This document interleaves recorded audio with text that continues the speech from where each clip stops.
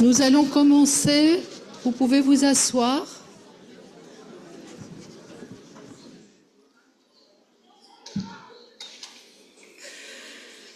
Nous sommes près de 1000 inscrits réunis.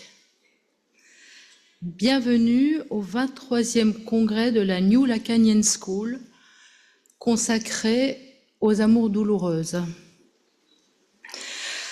L'amour et la douleur sont-ils indissociables? Freud semblait le dire. Dans Malaise dans la culture, il notait ceci. Jamais nous ne sommes davantage privés de protection contre la souffrance que lorsque nous aimons. Jamais nous ne sommes davantage dans le malheur ou le désaide que lorsque nous avons perdu l'objet aimé ou son amour. Le titre de notre congrès, Les amours douloureuses, nous rappelle que l'amour s'accorde le plus souvent avec la souffrance. Jadis, les amours tourmentés ont été idéalisés, célébrés dans la littérature et la poésie. L'amour courtois magnifiait l'inaccessibilité de l'objet d'amour, voire sa perte, tandis que plus tard, le romantisme vénérait l'amour malheureux. La richesse de certaines œuvres a élevé l'amour tragique et impossible au rang de grande passion. Les personnages de Roméo et Juliette, à l'instar de Tristan et Iseult, ont incarné cette dualité entre amour et souffrance, glorifiant une passion intense et destructrice. D'une certaine manière, ces récits n'ont-ils pas fait valoir que la douleur est le prix à payer pour un amour authentique? La souffrance amoureuse a ainsi nourri des siècles de création littéraire, musicale et artistique. Mais aujourd'hui, les amours douloureuses inspirent-elles encore les écrivains et les poètes? On peut sans doute avancer qu'à chaque époque correspond un style littéraire véhiculant ces codes amoureux. Au Moyen-Âge, se rapporte l'amour courtois et la promotion de l'Adam, alors que, comme le remarque Lacan, sur le plan social, le statut de la femme est complètement dégradé. À la fin du XVIIIe siècle, le romantisme oppose au discours de la science la passion, l'amour-passion malheureux. Les tourments de l'âme sont encensés contre le caractère humain de la science. Le succès du roman épistolaire de Goethe, Les souffrances du jeune Werther, s'inscrit dans cette perspective. On constate, comme le notait Jacques-Alain Miller, que les modalités de l'amour sont ultra sensibles à la culture ambiante. Chaque civilisation se distingue par la façon dont elle structure les rapports entre les sexes. Alors, qu'en est-il aujourd'hui des amours douloureuses? Quelle est l'incidence de la subjectivité de l'époque sur les relations amoureuses? Nous pourrions considérer cette question sous plusieurs angles. Les technologies modernes, telles les réseaux sociaux et les applications de rencontres, ont exacerbé la superficialité et l'instantanéité des interactions numériques. La fragilité des liens qualifiés d'amour liquide, déjà observée par le sociologue Zygmunt Bauman, s'est intensifiée. Les avancées technologiques donnent en effet l'illusion d'une accessibilité immédiate de l'objet. Dans ces conditions, l'amour se rabat sur une dimension purement consumériste. Chacun peut faire son marché dans le plus strict anonymat, quitte à être à son tour objectivé et déchétisé. D'un autre côté, l'époque est marquée par un nouveau phénomène, la politisation de l'intime. Depuis un certain temps, le discours juridique s'est introduit dans la vie privée des couples, bousculant les normes éculées du patriarcat. Mais aujourd'hui, les drames d'amour montent sur la scène publique et s'offrent volontiers, sans aucune médiation au tribunal de l'autre. La lutte des sexes prophétisée par Lacan dans son texte « L'agressivité en psychanalyse » se répand quand elle ne mute pas tout simplement en guerre des sexes. Au discours amoureux, appréhendé à partir du manque, de l'objet perdu, de l'idéal inaccessible, s'est substituée la prévalence d'un discours interprétant le non-rapport sexuel à partir de la relation du maître et de l'esclave. Dans ce contexte, la complexité des liaisons fantasmatiques et symptomatiques finit par s'abraser. À la question « Comment faire pour trouver un partenaire qui ne fait pas souffrir ?» L'amour de soi, moins risqué, plus heureux, Freud le constatait déjà, vient au secours des drames d'amour. Le self-love est prôné sur les nouveaux réseaux sociaux comme une forme de résistance aux relations amoureuses dites toxiques. La sologamie, en vogue aux États-Unis et au Japon, gagne du terrain en Europe. L'ego se replie sur lui-même, tandis que l'amour narcissique fait retour. Rien n'est plus sûr, finalement, que soi-même, auquel peut éventuellement s'adjoindre un autre soi-même, dans une réciprocité mortifère, telle que Lacan en a donné la formule. Tu n'es que ce que je suis, tu n'es pas, donc je ne suis pas, ou encore, si tu n'es pas, je meurs. Logique du fantasme.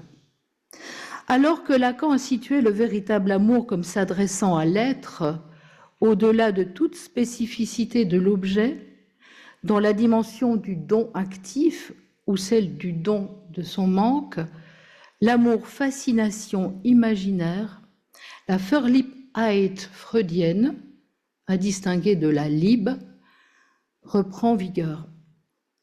En outre, le signifiant emprise fait Florez et signale un mode de régression à l'amour-captation imaginaire. Dès son premier séminaire, Lacan avait pointé le danger de ce qu'il qualifiait de capture de l'autre dans soi-même comme objet.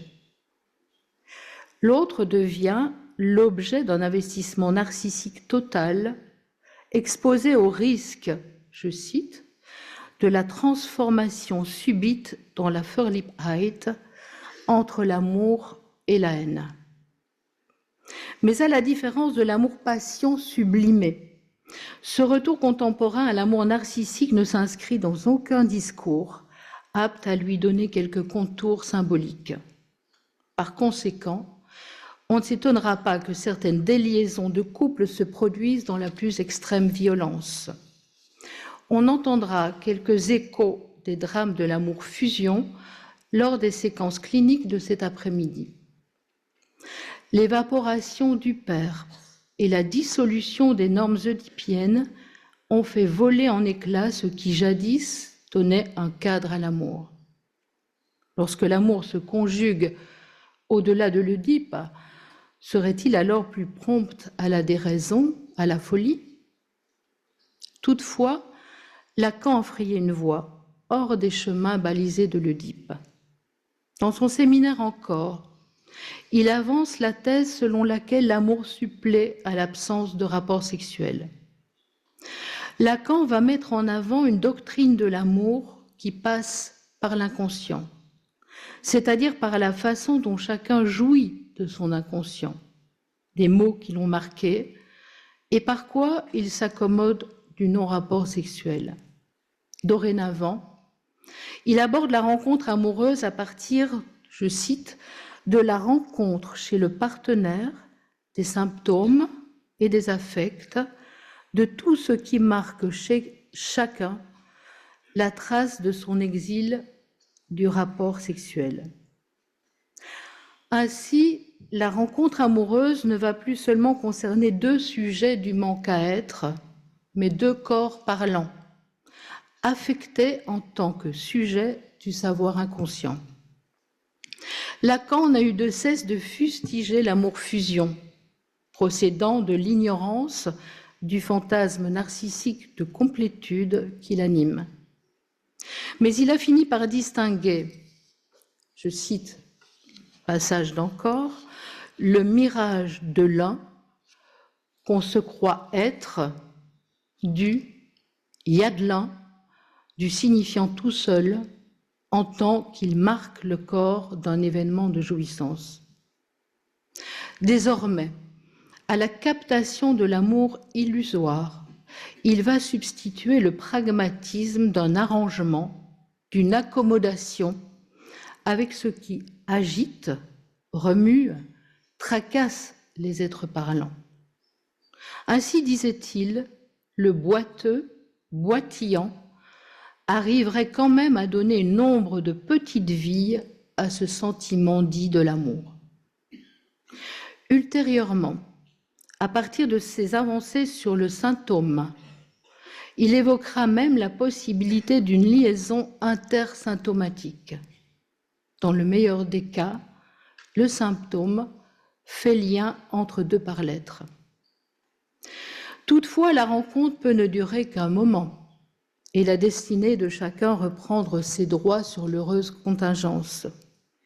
Chaque corps parlant redevient alors hermétique à la langue de l'autre et le malentendu devient, lui, intolérable. C'est pourquoi, à l'occasion, un psychanalyste, partenaire inédit, s'ajoute aux malheureux conjugaux, afin de rendre ces lettres de noblesse aux déterminations inconscientes du choix amoureux. Freud a inventé un nouveau type d'autre auquel adresser l'amour, comme le formule Jacques-Alain Miller, un nouvel autre qui donne de nouvelles réponses à l'amour, peut-être plus adéquates que celles que l'on trouve dans la vie quotidienne. Fin de citation. Lors des séquences cliniques, on pourra entendre comment le discours analytique parvient à prendre le drame de l'amour dans le filet des signifiants, voire à le serrer dans un bien-dire.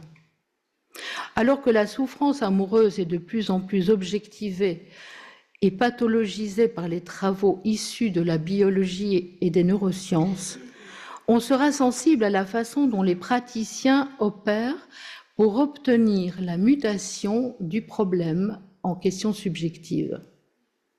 Malheureusement, nous avons dû procéder à un choix difficile parmi les nombreuses propositions cliniques reçues. Pourtant, bon nombre de travaux ont mis en lumière d'autres faces de l'amour, dont celle, fondamentale, consistant à faire condescendre la jouissance au désir. C'est un fait, l'amour peut ouvrir la voie au désir, comme le montrent certains récents succès cinématographiques.